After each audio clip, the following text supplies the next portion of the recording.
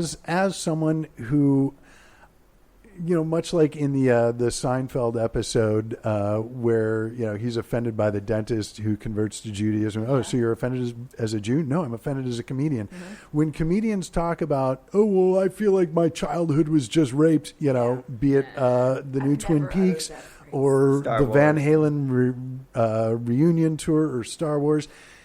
I mean, to me, that people like to talk about entitlement, and to me, this show that I loved as a child that they brought back that isn't being made exactly to my specifications, well, it's horrible because of that. And come on, it's all about how you look at it. That's what I do with all of the aliens. Right. That are after that's aliens, what I do with the Star Wars aliens, And everything after it that, should be noted that that the alien. Do you go beyond the trilogy, or do you like to end it there? I ended at aliens. Yeah, me too. But basically, Alien and that alien. this I is to even accept more Alien meaningful for Liz because your daughter is named Ripley. Yeah. And So you had an alien or a predator theme? We had a predator-themed wedding and an alien-themed baby shower. See, I'm going to reverse that. If Ed and I get married and should we have a baby, I'm going to reverse it. I'm going to do an alien-themed wedding and a predator-themed shower. Not Star I Trek? was super jealous when I saw that you did a predator-themed wedding. I was like, that bitch. We've got the costume. Uh, It's in our house. and wait a minute, We Klee, can reverse it. You're not a Trek themed wedding? Huh? Not a Star Trek themed wedding? I don't, unless it was all Voyager, I don't think I could dock Ed Wow. into it because he's only about Voyager. That's the only show he likes. Dang. That would be very specific. Yeah. If we did a Marvel themed, I could probably get away with that. But it would be probably mostly Punisher. Oh, I like him a lot. Nothing wrong with that. I But think my mom and the rest of my family would be like, "What the fuck? What's happening? Where were we at?" why is there gunfire? We almost had gunfire at the wedding, but then we were like, that's going to scare Grandma. I could probably get my mom on board though for an alien themed wedding because I saw those two movies in the theater with my mom when I was way too young. Like the first Alien, it was replaying at a theater, and I was like 6, 7, and she took me and my brother to see it. My brother was like 5 or 6, if I was 6 or 7. The 79 Alien, it was replaying in a theater, and she took us to see it. And we were traumatized for 2 years, and then when I was 10, she took us to see Aliens in the theater. And we that's were too young. way too young. I had a Lethal Weapon themed birthday party when I turned 11 years old. Oh my God, you're awesome. I mean, I knew you were awesome. Incredible. The first Lethal Weapon. Well, and I think this might be one of the reasons that I give David Lynch a pass is because I saw Eraserhead when I was 7 at Z Channel, which was the sort of like artsy pay TV channel here in LA.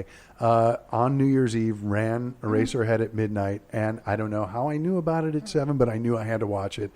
And I think what I'd like to close the show on is that with shows like Twin Peaks that come back, and really with life in general, it's all about your perspective. You may look at the new Twin Peaks and think, oh man, what a fucking shit show. Or you can look at it and go, well, I knew David Lynch was weird, but goddamn, this is entertaining. Yeah. Which is what we should have done with Donald Trump. Is like, that was weird. Here's season 7 of Apprentice. Well, that's what I'm hoping is that this, the show gets canceled really soon and that we can look at it in retrospect and hopefully learn something. And hopefully you, the listener, have learned something from today's episode of Let's Be Treasonable. I want to thank everybody for listening, and I do want to thank our panelists. As always, Josh Greenberg.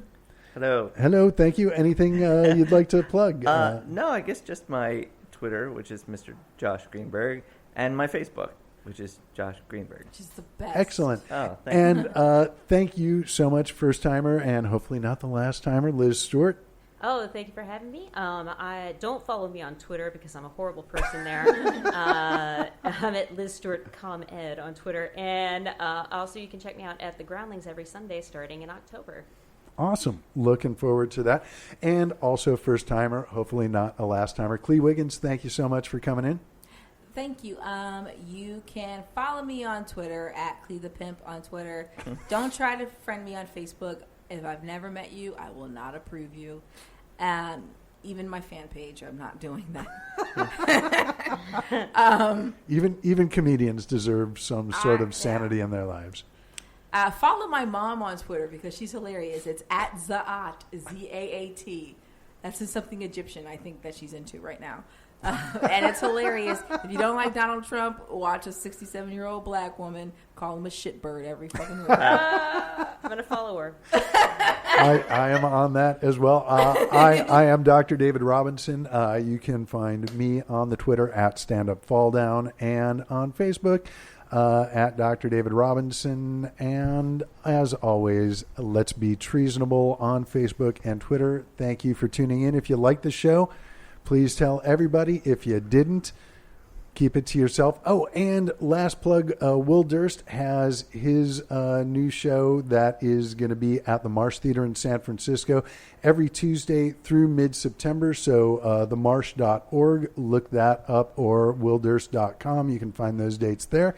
And you can find us right here again next Saturday on Let's Be Treasonable. Thanks again for tuning in. Goodbye, everybody.